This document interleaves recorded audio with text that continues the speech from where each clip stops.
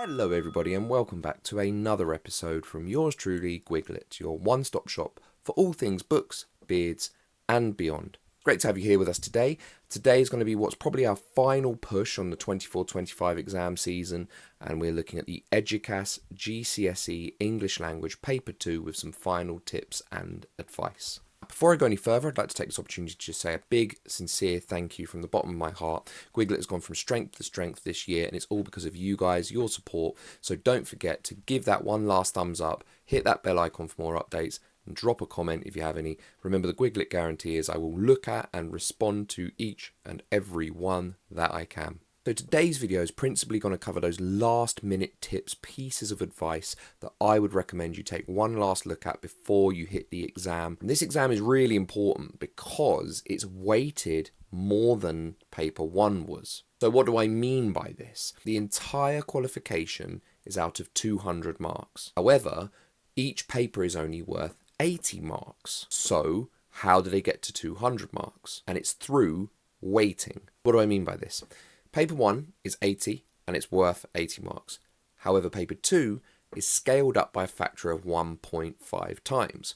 So, for example, the 20 mark non-fiction writing tasks in section B are actually worth 30 marks, the entire paper being worth 120 marks. So if you feel you had a bad performance on paper 1, there is plenty to catch up on. 60% of the English language GCSE for Educas is on the line here, so be sure to listen to the following advice as I go through it. Now, if you want a more detailed look, however, I do have a number of videos already on this channel, including a walkthrough on non-fiction reading and how to write certain part of what I call the last tasks, the non-fiction writing tasks, how to get the format right and how to do that in detail. So be sure to check those videos out on top of this one, where I'll just give you the briefest, most simple, most effective pieces of information. So let's begin with the reading section. Now, I have a specific personal theory on the reading section that goes like this. With the reading section, I commonly find that students end up spending way too much time in the earlier portions of the questions, but they don't end up making enough time on the later ones. So for that reason, my advice is to answer the questions in the following order: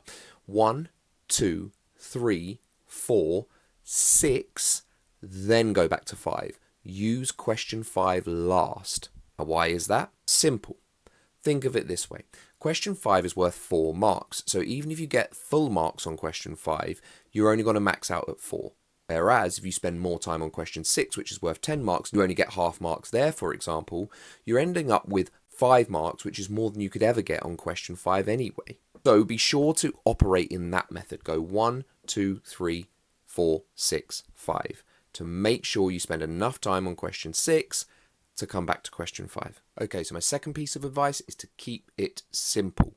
Both texts will be on the same topic, whether that's something like hot air balloon rides, whales, whatever's come up before are usually generic topics like that. So it'll always be on the same things. However, one text will be a modern text, the other text will be pre-19th century, so the 1800s or there or thereabouts. There's going to be about a 100-year age gap, give or take. So as you go through the questions, make sure you are sharp and precise in your use of quotations.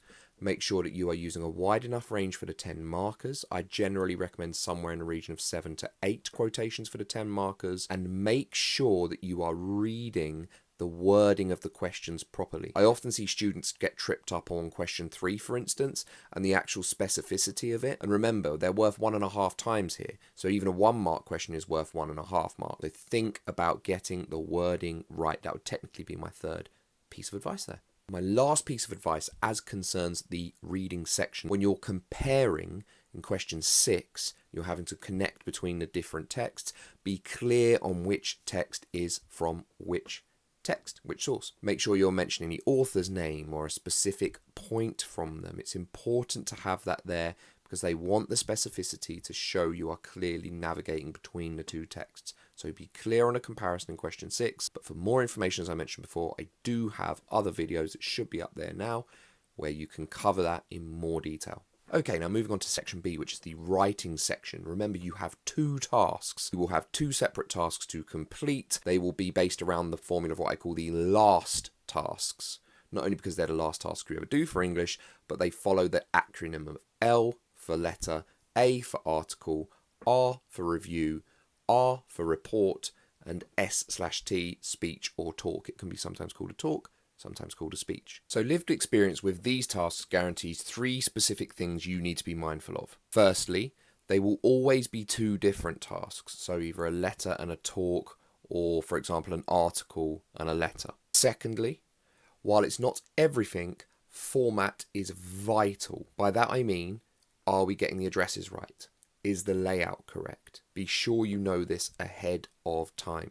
Thirdly, you want to make sure you are providing somewhere in the region of 3 detailed linked points for the idea you have to promote or provide an opinion on. Now, these ideas do not need to be reinventing the wheel. They can be simple ideas, just very well explained. It's important to have somewhere in a region of 3 and get that format right, as I said before. In addition, be aware of your audience. Are you being asked to write, for example, to a friend, in which case the tone will be informal? Or are you being asked to write to your classmates, prepare a talk or a speech for your classmates? What is it and how will it be addressed? Also, if you come this far, a little bit of advice from me.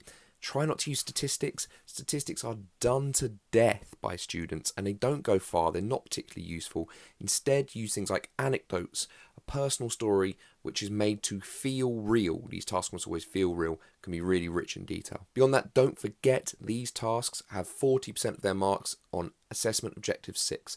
That's spelling, punctuation, grammar, vocabulary, sentence structure, all the nuts and bolts. So be sure to check over your work as you go through it because those marks are vital. Otherwise, for the last time this season, I wish you all the very best of luck. Drop a comment if you have any questions. Take care, and till next time, bye-bye.